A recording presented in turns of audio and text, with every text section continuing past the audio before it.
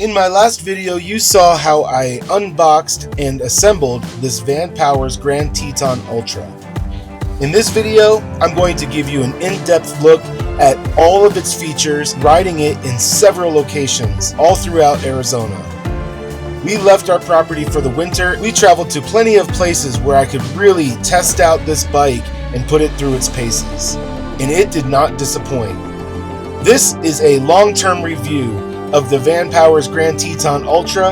I have owned it for 9 months and ridden over 300 miles on this awesome e-mountain bike. So sit down, relax with me while we go on an epic adventure all throughout the Southwest on the Vanpowers Grand Teton Ultra.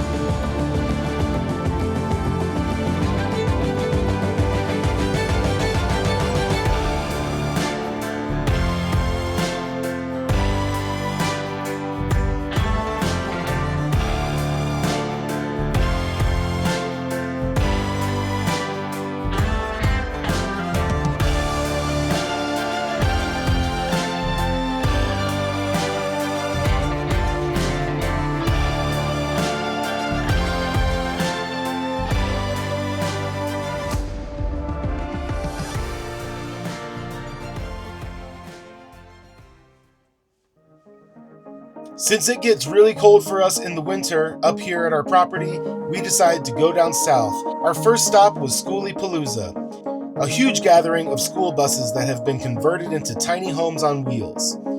Literally thousands of people out in the desert. I used the Grand Teton during this event to give Quill plenty of exercise and to look at everything that the event had to offer. As you can see here, there are literally thousands of people out here in the desert just to gather together and enjoy van life together. Now, in order for Quill to really get some exercise, I took him on several bike rides every single day, and he had to stay on the leash. But I would travel for miles outside of the event and take him off the leash and let him run freely. After Schoolypalooza, we made our way to other places, including Havasu City, Arizona. I want to take Quill on a ride up this mountain to see how the Grand Teton would perform in uphill and downhill conditions.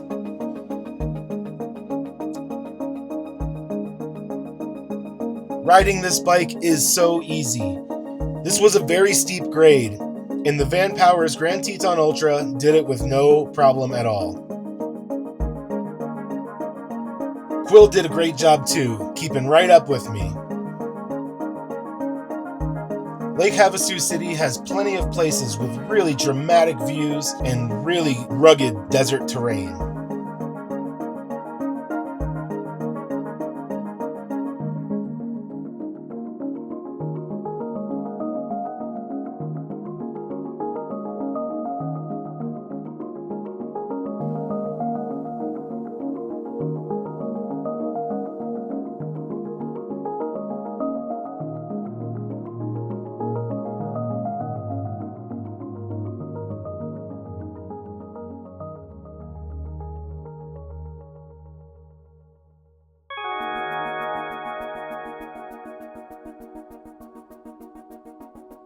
If you've never done this sort of thing before, I highly recommend it.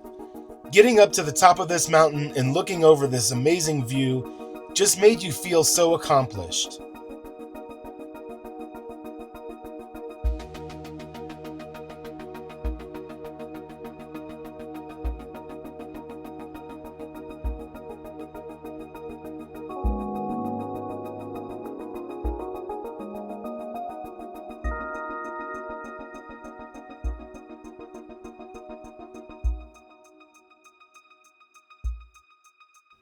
After traveling for the winter all throughout the Southwest, we decided to go back to the property. This was April 3rd, and this was the last snow of the year, and it was a pretty substantial snow.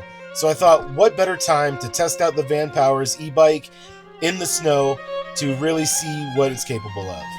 I stored it outside in the cold the entire time, letting it get rained and snowed on, and it had no issues whatsoever. As you can see here, I can power on the bike in sub-freezing temperatures, take it for a ride with no problem at all. Well, it snowed all night last night. We got a good amount on the ground, so I'm going to take this Vanpowers Grand Teton Ultra for a ride. Knock off all that snow. We'll power it on.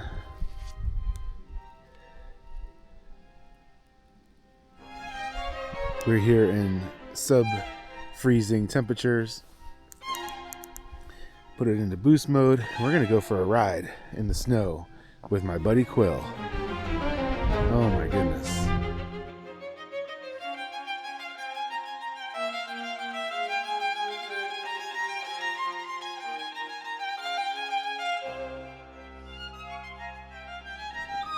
Come on. I do not recommend charging it in these conditions. You do want your battery to be warm, above 32 degrees when you charge it. It is such a magical feeling seeing the snow falling. I took it for a short ride in this thick snow just down the driveway and back, and obviously Quill absolutely loves the snow. He was running around like a crazy dog. I think he really enjoys it. In the rest of this video, I'm going to be telling you all about the things that I like and the things that I do not like about the bike. There are some things that I do not like about it.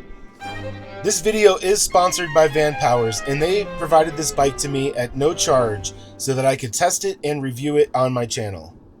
But I do have a lot of experience with e-bikes. But I'm not going to pull any punches, and I'm going to let you know all of the things that I don't like about this bike as well as the things that I do.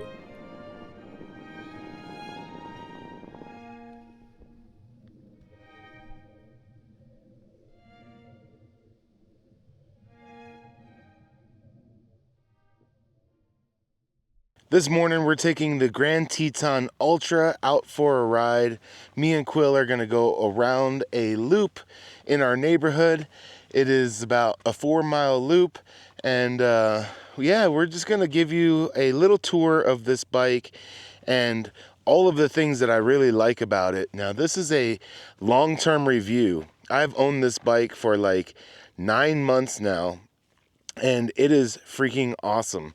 There are a few things that I'm going to tell you that I don't like about it, but for the most part, this bike is really rad. It performs amazingly. Now I am on the bike and I'm going to be powering it on. Hold down the power button and you will see the screen light up. It says Vanpowers, and then boom, there we go. Here's one of the things I don't like about this bike is that this little operating system is a little funny. It is kind of on. It'll give you power right now, but it's kind of halfway on. You really notice it at night because if you turn the headlights on, the headlight does not actually turn on for a little bit. It takes, there's a delay here. It will turn on in just a minute. Once it is like the little operating system comes together, you'll hear it say some commands. But yeah, it's still not on. Oh, there we go. Now the headlight is on. Power on. There we go. Boost mode.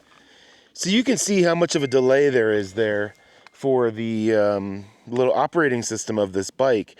It's not bad. It's not a horrible delay, but it's there, and I wish it was a little bit more instant.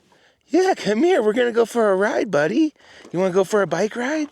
Me and Quill are on my driveway right now, and I look ridiculous because I have this stupid head mount for my DJI action cam. But I'm going to be taking a ride on the Vanpowers Grand Teton Ultra. So we're going to start riding and take Quill for a little walk here. And yeah, we'll get going. What do you think, Quill? Come on, bud.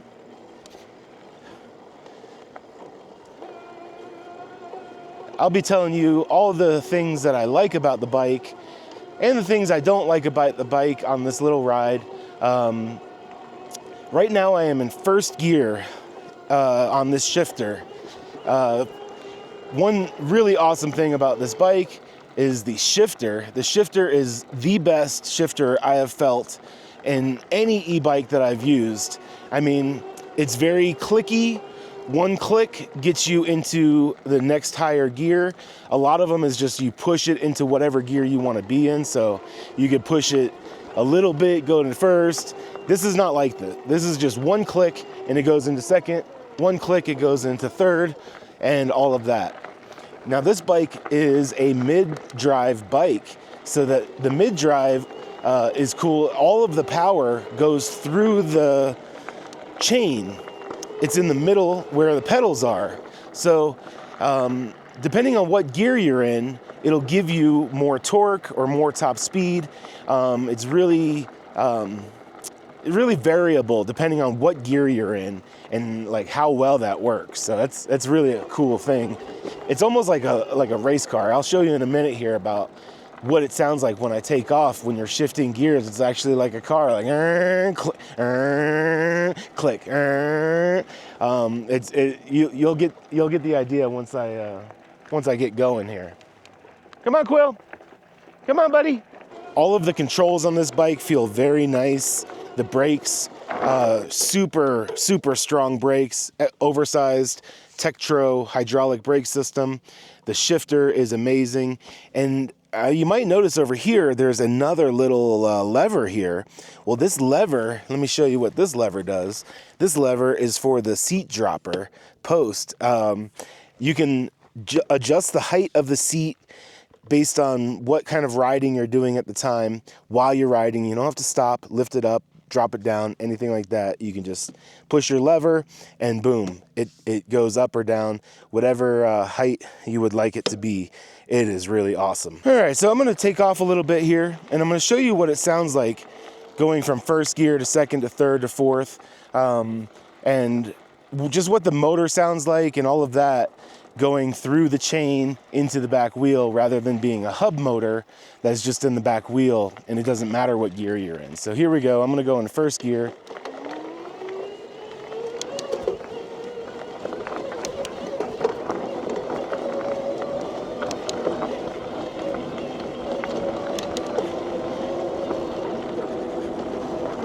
There we go. Really nice action on this bike. Really nice. So another thing about a mid-drive bike is that it does not have a throttle. It is only pedal assist. It's a different riding experience than what you might get on a regular e-bike that has a hub motor. All of the e-bikes that I've ever had in the past, I pretty much use them like a motorcycle or a moped. There's no pedaling, there's no really exercise involved. I mean, yeah, you can pedal them, but it's just not, it's not good. It doesn't feel good. The gears are kind of crappy. This bike is the complete opposite of that. Riding this bike with just pedal assist is actually really amazing. I have it in boost mode right now, which is the most amount of input. It also has sport mode. And it also has eco mode.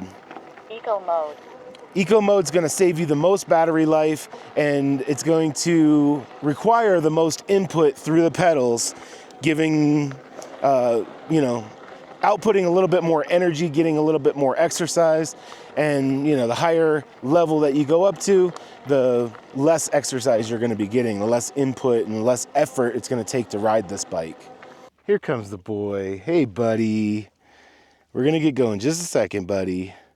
So another thing about the bike is that it has Bluetooth and it's connected to my phone via an app. Right here, the Van Life e-bike app is connected to the bike, and it'll track your location, your ride. It'll show on the map right here, like where you're at, all of that kind of thing. It's pretty awesome. So I'm gonna go riding right now. I'm hitting the start button, 5, 4, 3, 2, 1. And we're gonna be tracking this ride I'm on with the Vanpowers e-bike app. Okay, there we go. So I'm just gonna lock this up, put it away, and we'll check the route that I took once I get back, and go over what the app can do. Today's a pretty cool day, but the last time I was on this this ride, it was a little sketchy because we came across a rattlesnake. I really doubt that a rattlesnake would be out right now because it's so cool. It's probably hiding away, staying warm. It's probably about 70 degrees and it rained last night, so I don't think we're gonna be coming across any rattlesnakes, but I'm definitely on high alert because I don't know how Quill is gonna react if he sees a rattlesnake. I imagine a lot of animals You're gonna hear that rattle, instinctually know to stay away from him, but I don't know. Quill, the way we found him was he had his face filled with porcupine quills, so he obviously didn't know that about porcupines. So I'm a little cautious riding through here right now because of rattlesnakes. So since I'm with my dog Quill, I'm not gonna be riding very fast. You know, he definitely follows me. He keeps up okay, but you know, I go 5-6 miles an hour, and that is plenty fast for him. See, he's right there behind me. What a good boy. Come on, Bubba. Yeah, that's a good boy. You're such a good boy. Yes, come on, let's go. So this ride that I'm on with Quill today is about just over a 3-mile ride, something like that. And I don't want to take Quill for too long of a ride. So what I'm gonna do is I'm gonna go back home once we are done with this loop around the neighborhood, and then I'll put Quill away, and then I'm gonna get back on the bike and go for an even longer ride, you know, more like 6 miles or something like that. And you know, we'll see where the battery ends up. Right now it's at 97%, so it's pretty darn full, almost 100. And the bike has great range. I assume that it gets about 70 miles per charge. Yeah, we'll see how much battery life is left when I'm done with all the riding today. I'll show you at the end of this ride, and then I'll show you at the end of the second ride I go on that's gonna be longer. And we'll go through some washes and a little bit more different terrain. This Grand Teton Ultra is a 26-inch by 4 fat tire e-bike. So almost any kind of terrain is doable on this bike.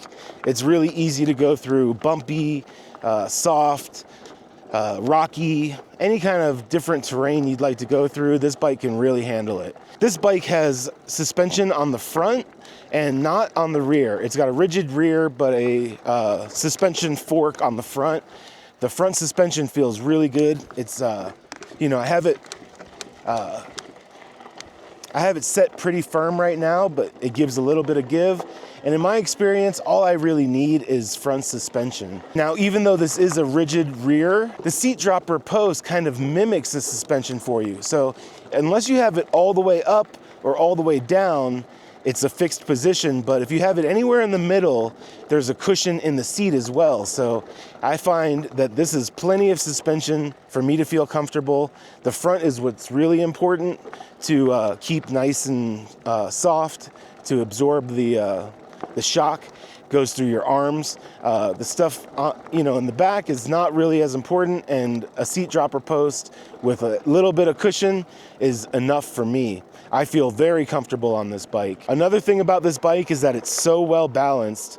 A lot of e-bikes, you can't take your hands off the handlebars, but this one is not like that. You can ride it with no hands, and the front stays nice and balanced.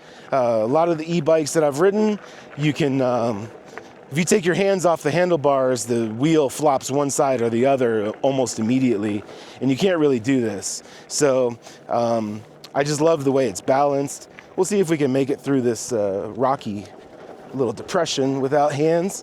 Not quite. Almost made it. Every once in a while he'll stop and sniff stuff, so I will pull over and just wait for him to catch back up to me. There's nobody out here, as you can see. We're in the high desert near Flagstaff, and this is very rural area, and you can't even see a house from here. You know, there's nobody around. So it's a really nice place to take Quill, and we're not going to run into anybody or have any problems with other dogs or whatever. He can totally be off leash and be free. Right, bud? As long as we don't run into a rattlesnake, I'm happy. So I just want to talk about the shifter again real quick and how much I love it. This is the nicest shifter that I've ever had on an e-bike. It is awesome. It is a 9-speed. So most e-bikes are only getting 7 or 8 speeds. You're getting an extra gear on this bike, which is really important since all the power is going through the chain into the back tire because of the mid-drive motor. But it's super nice. On my index finger here, this is going to be to shift up. So I'm already in second gear. One click, and boom, we're in third gear. One more click, we're in fourth gear. And you can just go all the way up, fifth gear, sixth gear, seventh, eighth, and ninth. Okay, so we're in the top gear now. I'm in eco mode and I'm pedaling. And you know, you actually do have to put a lot of input in eco mode to keep this bike moving. You're gonna get exercise on a bike like this. The boost mode will give you more input, but you are still putting out a little bit of effort, which I love. I want to exercise. I'm not out here to ride a motorcycle or a moped. I'm out here to get exercise and to give Quill exercise. Come on, bud. Okay, so starting off from a stop in the top gear is a little difficult, but you can feel the motor kick in and give you that assistance that you need. So I'm gonna show you how to shift down. Same as going up, it's a little bit more of a push rather than just a click, but one push gets you one gear lower. So with my thumb, I'm gonna push this, this shifter, boom, one gear, one more gear, one more gear, and I'm just gonna go all the way down, back into first. And there we go, we're back in first gear. It's got a great feedback where you know that you've shifted gears. It's really easy to tell what gear you're in. The shifter on this bike is just so freaking nice, man. It's the best shifter that I've ever had on any e-bike I've ever ridden. Come on. While we're waiting for Quill to come up, I just want to talk about these handle grips. They are locking handle grips, so they can't slide, they don't move. The way I treat these e-bikes is I put them through torture. I don't store this inside. It stays outside in the rain, in the snow, in every kind of condition, the hot sun. So I've gotten a little bit of deterioration on these handle grips, and I'm going to be replacing them soon because they're kind of sticky. They get a little bit of a sticky feeling on my hands. But like I said, I've had this outside nonstop for about 8 months, and I've been using it very heavily. So the bike has gotten abused, which is what I want to do for a review. I want to put it through its paces and, you know, really show what it's capable of and the reliability and endurance that this bike can handle, you know. Still riding in eco mode. I'm in first gear now, so you can see I'm pedaling pretty fast and not really having to do much work because the motor is assisting me. It's helping me out. It's really nice that there's really nobody out here because I don't really want to be seen wearing this action camera on my forehead. I look like an absolute tool. And speaking of tools, when you get this bike, you get everything you need to assemble it and put it together. You don't need your own tools, except for like an air pump. You're gonna need to pump up the tire. So one thing I would definitely recommend about an e-bike, if you're gonna be riding it in rough terrain, in the desert, or any place where you could puncture a tire, put some slime in your tires. You will not regret it. It really does make a big difference. I've had tire punctures on this bike where it was punctured over and over and over again. You know, I pulled 9 spikes out of a tire one time and still kept using the tube because the slime seals it automatically from the inside out. Come on, Quill, let's ride. So we're about over halfway there, halfway done on this ride, and heading back to camp. No, we're definitely not moving away from camp anymore. We're definitely moving back to my property. Another thing I really like about this bike is that it has the integrated taillights in the back tail of the bike. They're built into the frame and they're like strip LED. So they're really bright, very noticeable on the road. You can easily see this bike in the dark or, you know, cloudy conditions or whatever. You'll know that this bike is on the road. The headlight on the front is exceptional as well. It really does a great job of lighting up your path. It's a nice broad angle, and it's also got a cutoff at a waist level if you set it right so that you're not flashing people in the face. You could set it low so that if you're riding next to people walking or other riders on bikes, there's a clear cutoff where it stops lighting, and everything from there up is dim, so you don't have to worry about flashing people in the eyes. It's really nice. I do have one complaint about the headlight mount. The headlight mount's a little bit sketchy. I've had it come loose and fall sideways and stuff. I've had to like retighten it. I wish the mount for the headlight was a little bit better. Since I mentioned something I don't like about the headlight, let me tell you about another thing that I don't like about the bike, and it's this voice. Sport mode. Boost mode. I really don't need the bike to talk to me. I wish there was a way to disable the voice and silence it, but so far there isn't. I'm hoping they can make a firmware upgrade and put in the feature where you can silence it. Maybe it's something that some people like, but it's something that I do not like. Every time I'm around a group of friends, I will have the bike turned on or whatever, and everybody looks at me sideways when the bike starts talking, and I wish I could just keep it silent. Another thing that it has that I didn't even know that it had until it happened is crash detection. If you wipe out on this bike, the bike starts going crazy, you know, it starts making a noise. I can try and simulate a crash right now without hurting myself, hopefully. I'll do it where there's a little bit clear of a spot, but I'll just quickly like ride up, get off the bike and set it down, and we'll see if it goes into crash detection mode. But the last thing I need to hear is the bike sounding an alarm when I crash, because I know that I've crashed. I don't need the bike to tell me. I can feel the pain of the crash. This happened once when I had Quill on a leash on the bike, which I highly recommend you do not do. It is extremely dangerous to ride a bike with a dog on a leash. Talk to any ER doctor, that will be one of the top injuries that they see in an ER. So I highly recommend you do not do it. It is can be very dangerous. Come on, bud. Okay, so I can see it's a little clear over here. I'm just gonna ride up real quick and set the bike down and see what happens. Oh, God, oh.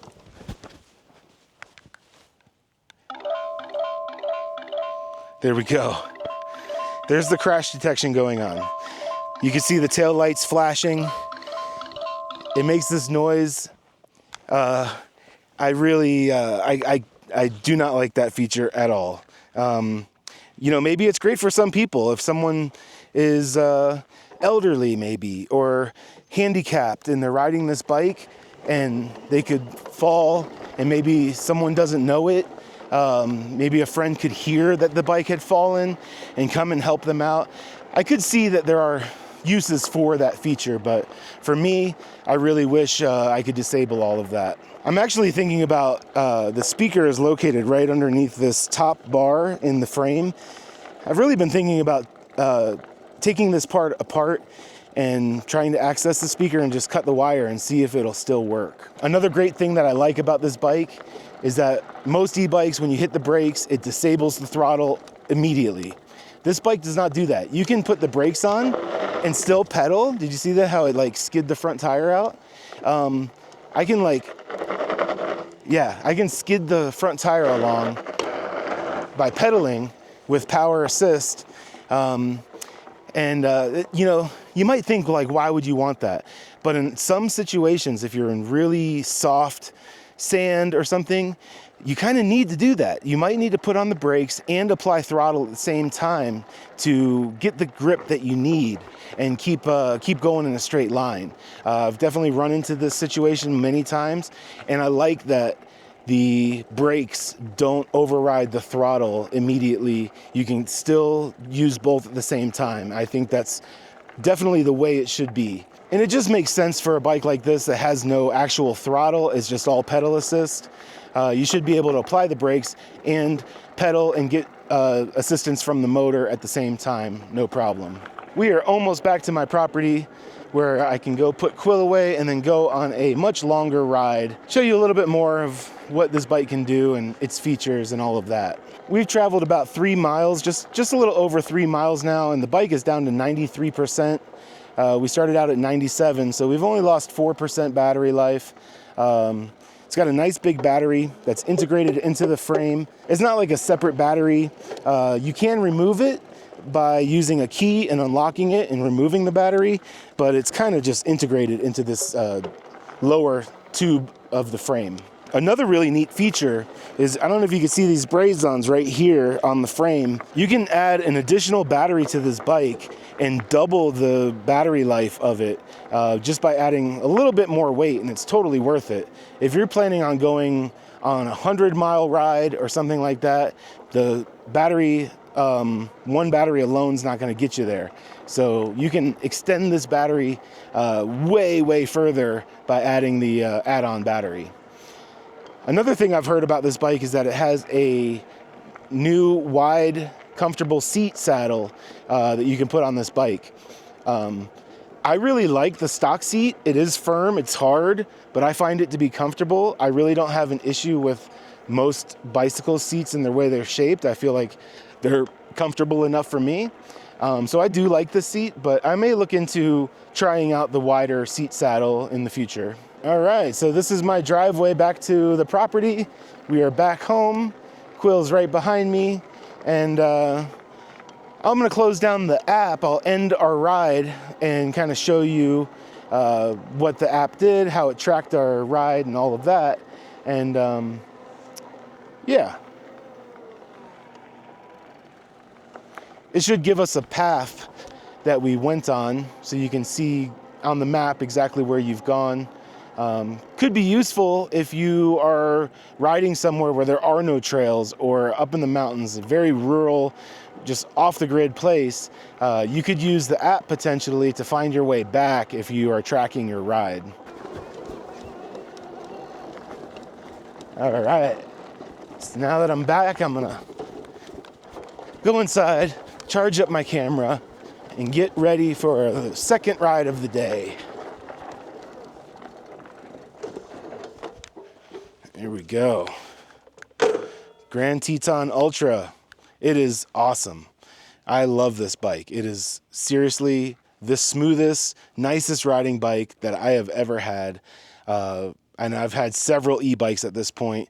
It is a really seriously good bike. So we're gonna go into the Van Life e-bike app and we're going to end our ride.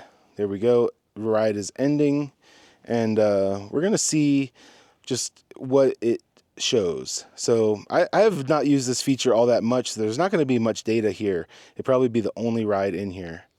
So there we go. It says we went 2.6 miles. That's because we went about 3 miles, but I did start it a little bit late out there on the road. So we missed about a half a mile, 0.4 of a mile. So here we go with the path that we took. You could see it picked up over there when we were already like partially through the ride.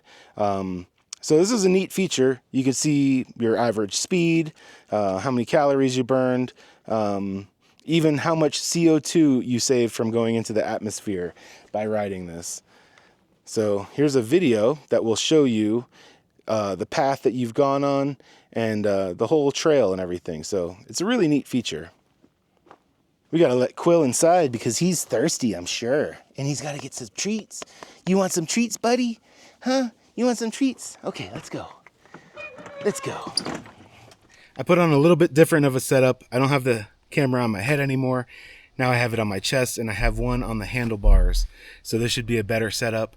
I'm going to go ahead and go into the Van Life app and I'm going to start our ride right now at my camp and then go on a big long ride. I'm gonna go ahead and put my phone away and I'm gonna get going. I'm looking at probably going on 10-mile ride, something like that. So here we go. So right now I'm riding into the back of the area that I live in. Dead end's way up there, a couple miles away. I'm gonna ride all the way to the back because I know if I cut out to the road, there's a big wash to go through and stuff. So I wanna take it through a little bit of rougher terrain and go that direction. Right now I even have the Vanpowers hat on. I met up with them at CES this year in Las Vegas and I got to check out the bike and before I even got it, I got to check it out and even ride it around the venue a little bit. I just wanted to throw a little disclaimer in here that this is a sponsored video. I received the bike at no cost to me for testing and review on YouTube. So just keep that in mind when watching this video, that I did not pay for this bike. I do have a lot of experience with e-bikes at this point, I've had a lot of hub drive e-bikes and several different brands, and I gotta tell you, this is by far my favorite one of them all. It is the smoothest, most balanced, most capable e-bike that I have ever ridden. And you know, most e-bikes, you can't do this. You can't just ride with no hands. So as you can see, I'm riding right now with no hands on the e-bike. I could do this for miles if, you know, as long as it's not too bumpy. I can navigate, you know, inconsistencies in the road. This bike is so well balanced. It just feels great. This is like a true mountain bike. I can go downhill mountain, uphill mountain. This is a really capable bike that feels excellent on trails, off-road, and of course on the road it feels excellent as well. We got a little straight path of road here. It is kind of bumpy, it's not very smooth, but I'm gonna do a little top speed run. Right now I'm in 5th gear, and I'm gonna go ahead and go all the way up to 9th gear in boost mode, and we'll see what the top speed is right here. All right, here we go. This thing's like a race car when you're shifting gears. Oh, Jesus. Oh my God. Okay, that was a big, huge hole. Maybe not a good idea to be doing 28 miles an hour. All right, now we're in 8th gear. Now we're in 9th gear. I'm doing 26 miles per hour.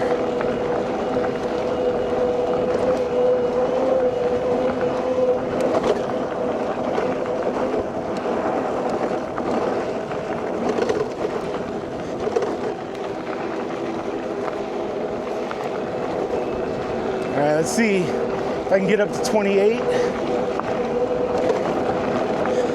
27,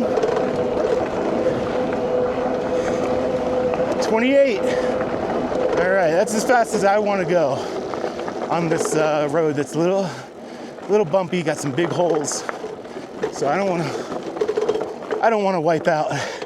So yeah, even in boost mode, it does take some effort to get there. You know, it's like you're actually pedaling this bike.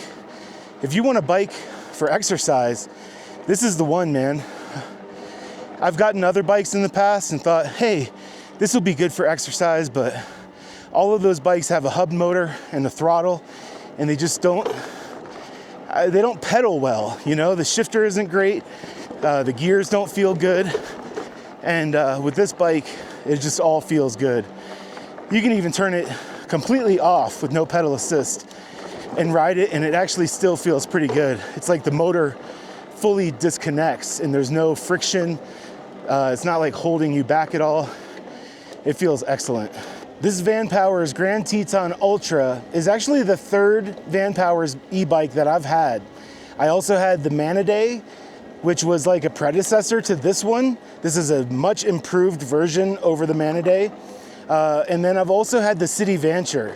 City Vanture is a really cool bike. City Vanture comes in a tiny little box. It's about the size of the rims, the tires that it comes with, and it's you can fully assemble it from this little tiny box. A whole e-bike in a box that's like this big. It's really impressive. It was a really classy looking bike, really smooth. It had a hub motor, but no throttle. It was only pedal assist. It was a little bit underpowered for me because we use it in a different way. The City Vanture is made to be a street bike in cities and whatnot. I was using it with these little thin tires on these type of terrain, and it just wasn't great for my lifestyle, but it was a very, very cool bike. If I lived in a city, it is an excellent little commuter bike. You can get a lot of range out of it, get some exercise as well, and look good doing it. It was a really cool bike. I believe the City Vanture, they've been putting on sale a lot on their website. So if you check out the link in the description below, you can check out the City Vanture, the Grand Teton Ultra, and the Grand Teton Pro. The Grand Teton Pro is like the same version as this bike, but a different configuration. There's no mid-drive.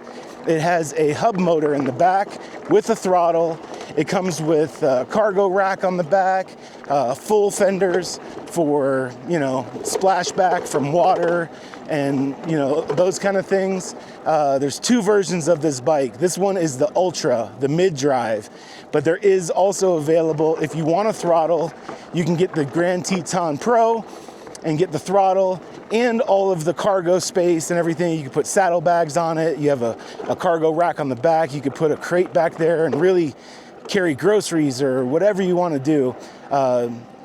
Same setup as far as everything else goes. Front suspension, seat dropper post, all of those kind of things. But, you know, it's a little bit more laid back for those who want a throttle and maybe wish to ride an e-bike a little bit more like a motorcycle or a moped. This is one of the washes I was talking about. Goes down quite a bit and then come back up. And I'm just gonna ride through it. This is gonna be a piece of cake for this bike. It's really not an issue at all. Just going down now. And we'll come up the other side. Going downhill, you can really pick up a lot of speed, but you know, these brakes, you can use a little bit of brake and slow yourself as much as you need to get over it nice and safely. Okay, first gear is definitely too low. I'm gonna kick it up a little bit. Put it in third gear.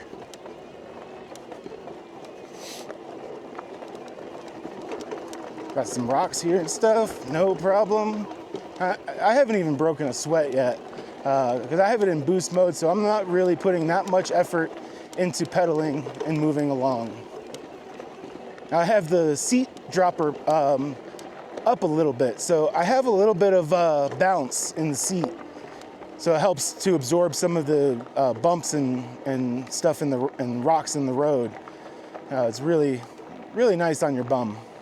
Coming up to another wash here. This one's a little bit more steep and rocky, and you know, you'll see how this goes when I approach this one. And I imagine this will be no issue at all. I have not been this way on the e-bike. I've only been this way in my car, in my Volkswagen. So kick it down into a lower gear. But as you can see, this one is pretty gnarly. I mean, there's a pretty steep hill. I'm not sure what path to take here, but I'll find one.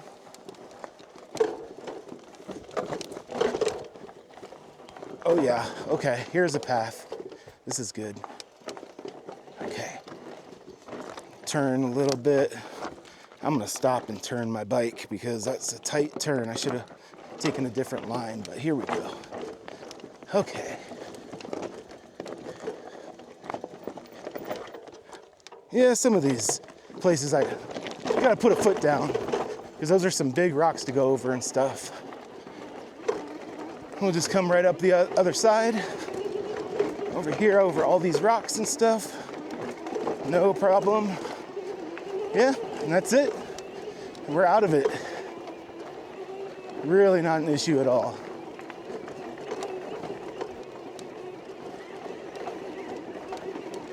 Wow, the birds are going crazy in the trees right now. Oh, there's a whole flock of them. They're these really pretty blue colored birds. I don't think they're bluebirds. I'm not really sure what they are, but they are beautiful. They come here different times of the year. They migrate through. So I'm gonna change the screen here. I can see my trip. So it resets the trip odometer every time you turn the bike off and turn it back on. So the bike was off before I left on this trip, and we've gone 5.3 miles so far. You know, I haven't really done much work at all to get 5.3 miles. It's pretty freaking easy. I don't have a drink carrier on this bike or a bottle holder or anything, so I didn't bring any water. My mouth's getting a little dry. So one option is I could go up to the gas station out there on the pavement and grab a drink. That's something I might do. We'll see. A small thing that I don't like about the bike, really, it's not a real big deal, but one day I had the bike parked. I wasn't riding it. It was a very windy day, and the wind blew the bike over. And it blew it over on the right side here, and the right brake lever got bent back really bad. So it was really too far out. And it was just from falling over. So, I mean, it seems a little bit weak to me. I think it could be, these brake levers could be a little bit more strong, a little bit tougher, but you know, it's not bad. It didn't break, it just bent, and I was able to shape it back to where it was supposed to be. But maybe they could have put a little bit stronger of a brake lever on there. Up ahead there, I can see telephone poles, so I know I'm getting close to the pavement now. I should probably cut down one of these side streets so that I can get back over toward my property. I don't really want to ride on the pavement. It's just a 2-lane road, and cars are going by really fast, so I may find a little side street to cut down to go back over toward my property. I did a little comparison between the Vanpowers Mandaday and the Vanpowers Grand Teton Ultra. The Mandaday I got years ago, and the new owner of the Mandaday is my friend AJ from the Great White North up in Canada.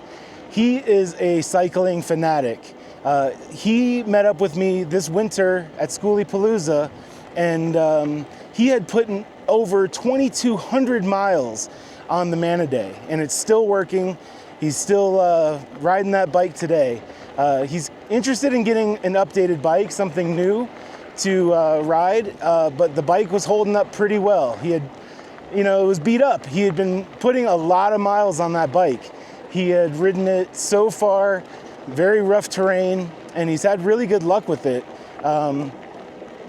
He bought an additional battery for it for when he wants to go on really long rides. He can have 2 charged batteries and bring the charged battery with him so he can swap it out in the middle of the ride and have enough power to get back to where he was starting from. He had done some things to the bike. The handle grips fell apart on that bike. I mean, with that much use, you're gonna get some wear and tear, so he had new handle grips on it. He said it had worked beautifully. The only problem that he had ever had with it, which was a very small problem, was every once in a while, if you're going after it really hard, the display would kind of shut down, but just for like a second, it would come back on. So there was some kind of small issue with the operating system when it's working really hard. Maybe the controller is getting hot or something like that. It could shut down just for a second. And he's like, it's not a big deal. You know, it's something that I wish didn't happen, but it's ultimately not hindering him from riding the bike and enjoying it. It was a small problem, and he can deal with that very easily. Overall, he really liked the bike, and as a matter of fact, he kind of wants to get a Grand Teton Ultra to replace the Mandaday, because he did like the Vanpowers very much. So, AJ, I appreciate you thoroughly testing out that bike. You've ridden that bike more than I ever would, and it's really nice to see a long-term durability review from you. It turned out to be a really great bike for him, and I'm glad to see that Vanpowers keeps stepping up their game. You know, the Grand Teton Ultra is such a huge improvement over the Mandaday. It's just better in every single way that you can think of. The operating system that runs the computer, all of that, the controls, the shifter, brakes, everything about that bike has been improved with the Grand Teton Ultra. I don't really know this part of the neighborhood all that well, so I'm having to backtrack a little bit. So when we see the trip that I took at the end, you'll see I went down, came back. I may have to go out to the road here to get back to the neighborhood. Not all of these roads connect all the way through, so I'm gonna try taking a right here toward the pavement and see if I can get back to the property without having to ride on the pavement all that much. I really want to avoid that, but the pavement's right here, so I'm pretty far down. I'm gonna have to hit the pavement for a little ways. I'm gonna hit a short stretch of road. We're gonna get up the top speed really easily on the pavement. I only gotta go up a road or two, so I should be able to get there really fast and get back off this pavement. doing 28 miles per hour. Uh-oh.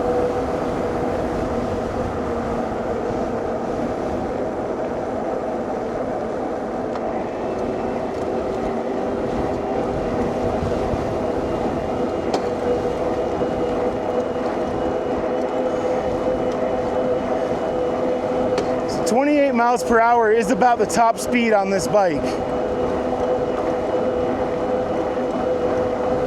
I do have it unlocked. You can lock it into class 2 mode so that it's legal everywhere. It limits it to 20 miles per hour. It's very, it's nice. It's not a busy day out here on this road. I didn't even have a car come up behind me the whole way. This is one way I can get back to my property, but I think I want to go up to the next one and then head over.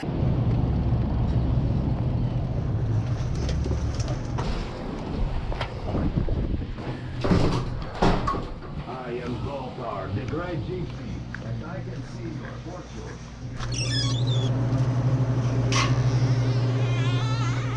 I'm a local. Thank you.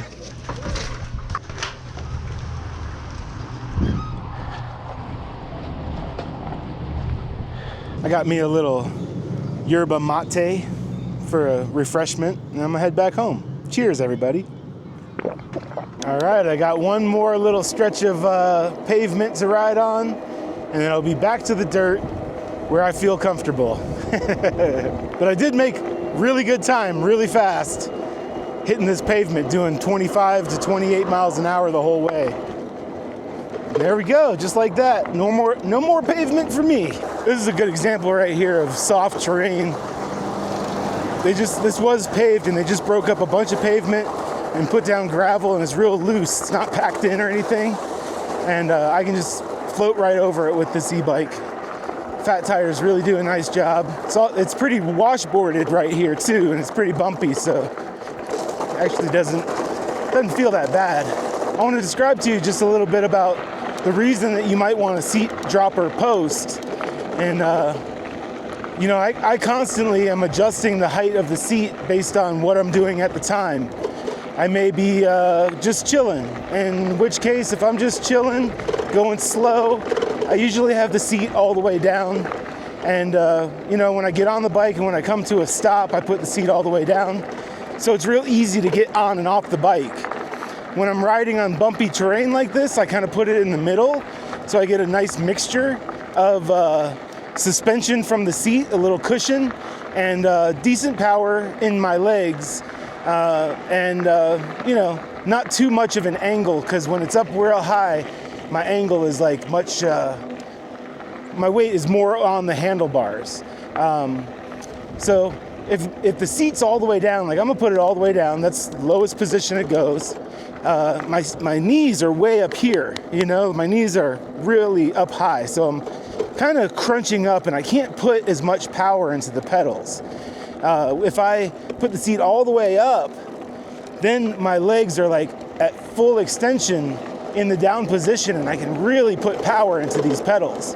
It makes a big difference when you need to climb a hill or whatever, you know. If you're going up a hill, you're gonna want the seat up real high so you can get the most amount of power down through the pedals. You know, if you're going downhill on a mountain, you're probably gonna wanna drop the seat down real low because you're already angled down this way, and if you got the seat up high, your weight's gonna be like over the front tire, and if you hit a bump or something, you get stuck up, you could go over the handlebars pretty easily. So you can drop the seat post down nice and low, and you know, really get a low ride, get your weight back on the bike. It's just so nice to have the flexibility to adjust the seat height on the fly.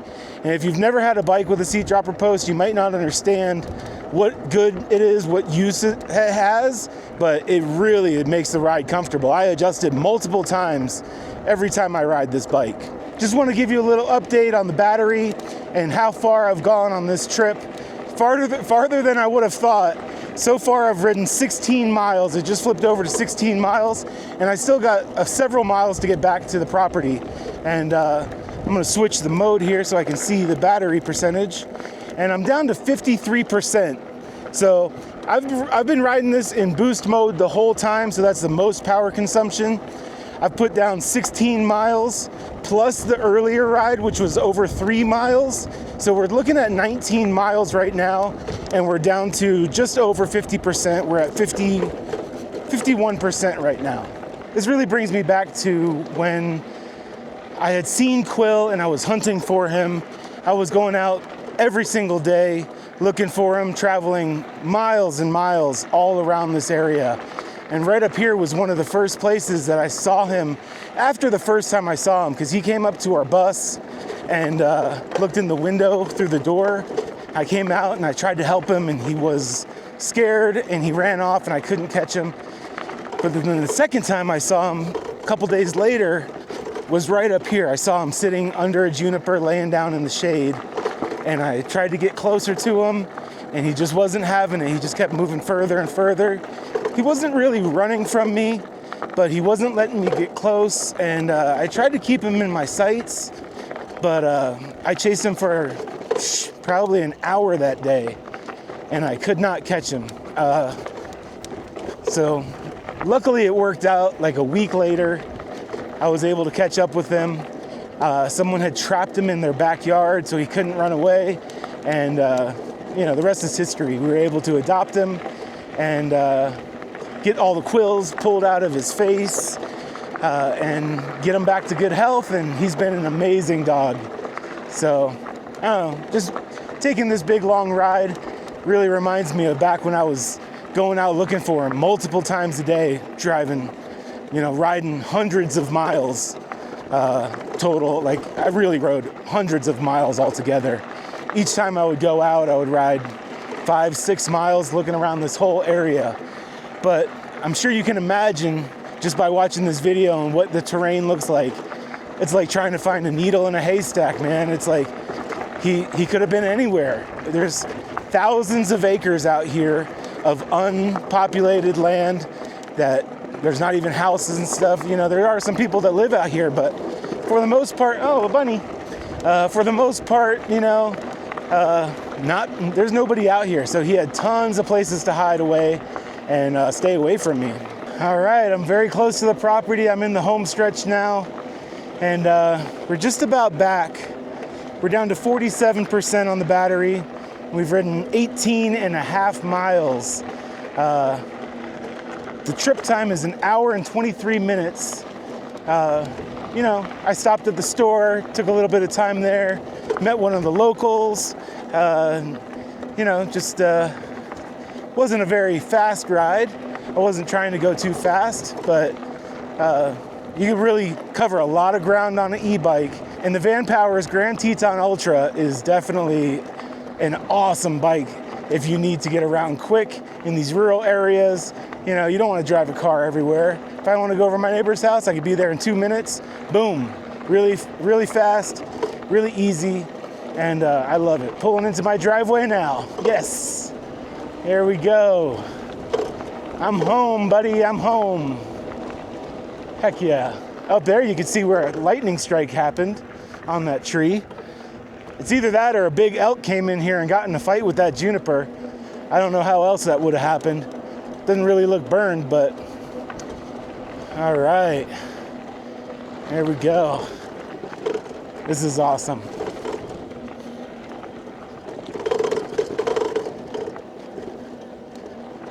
Okay, there we go. Back to the homestead. We made it. That's awesome. I didn't really even work that hard. Got a little tiny bit of a sweat going, but not much at all. Not hard. I see Quill just came to the door. He heard me pull up. The Vanpowers Grand Teton Ultra doing its thing, man. This thing is awesome. Okay, so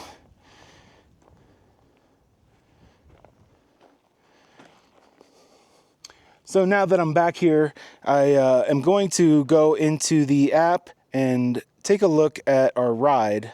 Open up the app. I will put up a screen capture over here. Well, it captured 14 miles of my ride, so that's not too bad. I don't know why it disconnected. Probably because I stepped away from the bike. When I went to the store and went inside and got a drink, I stepped away from the bike, so that's probably where it stopped recording. But let me pull this up and we'll take a look at the ride that I just went on. So went all the way down here over to the end of the neighborhood, took a right, went all the way out to the road, to the pavement. Pretty cool. This is neat. I like this satellite flyby view of the trip I just went on. You know, there was where I went down the telephone poles and I had to backtrack because it was barbed wire and I couldn't get across it. Here I am on the pavement, hauling butt over to the cross street where the gas station's at. I spent a lot of time on that pavement, actually. Oh, I went and tried to see if my friend was home, which he wasn't, so I pulled in there real quick. And yeah, it stopped right there at the gas station where I stepped away from the bike for a little bit. Unfortunately, I didn't catch the whole ride, but I could see on the bike itself that I went a total of 18.8 miles. And let me show you. Okay, so I got all the glare gone. You can see I went 18.8 miles. I'm going to change the info settings here. You can see I ended up at 46% battery life. So I used just over half on this long total of 18.8 plus 3, so 21, probably about 21 and a half miles. If you were to put this in eco mode, you could squeeze a whole lot more mileage out of it. So the Grand Teton Ultra did absolutely awesome, and I'm back home safe and sound. Hey bud, I'm home. Hi, what are you doing? Where are you going? What are you doing, buddy? What are you doing? Huh? What are you doing? I'm gonna get you. I'm gonna get you. Oh, I'm gonna get you.